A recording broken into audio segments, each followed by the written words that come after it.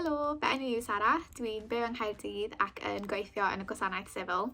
A dwi'n hoff fawr iawn o ddarllen llyfrau, felly oedd dewis un yn unig yn anodd iawn. Ond un o fy hoff lyfrau Cymraeg yw Un o Blwydd Tugan Ioan Kyd.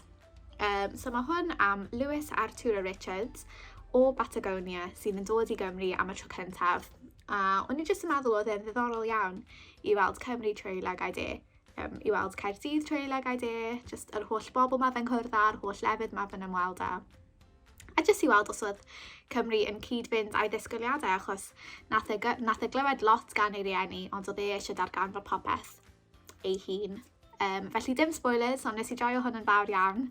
A dyma'r llyfr nath fy ysbrydoli i ddechrau darllen llyfrau Cymraeg eto. Felly, dwi'n ei argymell yn fawr.